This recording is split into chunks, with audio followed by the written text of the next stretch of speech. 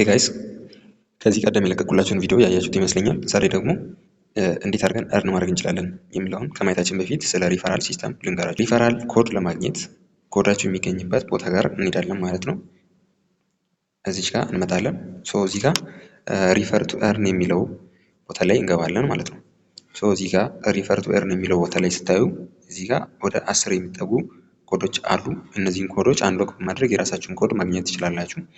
ኮዶቹን እንዴት አንሎክ ማድረግ እንችላለን ካላችሁኝ ሲፒ ፖይንት በመሰብሰብ አንሎክ ማድረግ ትችላላችሁ። እንደምታዩት እዚህ ጋር R1 ኮድ አንሎክ ለማድረግ 180 ሲፒ ፖይንት መሰብሰብ ይጠበቅባቸዋል። ሁለተኛውን ደግሞ ለመክፈት 200 ሲፒ ፖይንት መሰብሰብ ይጠበቅባቸዋል። 180 ላይ 20 ሲፒ ስትጨምሩት ሁለተኛው ይከፈታል። ከዛ ሶስተኛውን ለማስከፈት 300 ሲፒ፣ አራተኛውን ለማስከፈት 400 ከዛ 600 ሲፒ ማለት ነው። እያንዳንዱን ሲፒ ፖይንት ሚኒመም ትሬሽሆልድ ስታሙሉ ሲፒ ፖይንቱ ይከፈትላችኋል። በዛ ሰው ኢንቫይት ማድረግ ትችላላችሁ ማለት ነው።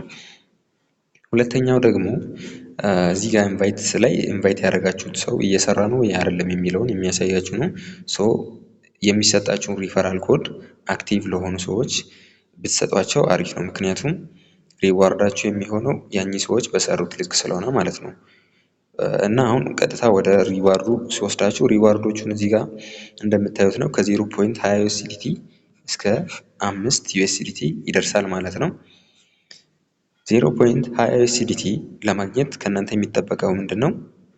መጀመሪያ የኮንሶ ቴሌግራም ቻናል እና ኤክስ አካውንት ትዊተር አካውንትን ፎሎ ታደርጋላችሁ። ከዛ በመቀጠል የራሳችሁ ሲፒ ከ180 በላይ መሆን አለበት ማለት ነው።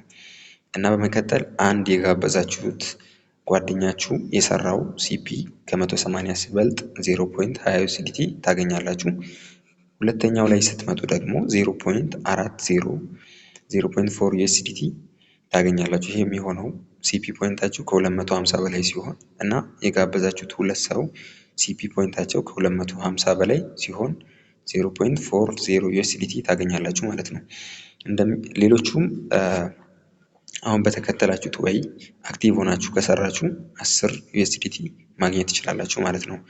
ከዚህ 10 ዩኤስዲቲ በተጨማሪ ሌላ ዩኤስዲቲ ኤርን የምታደርጉበት ሌላ መንገድ አለ። እሱን መንገድ በሌላ በአዲስ ቪዲዮ እሰራላችኋለሁ ማለት ነው።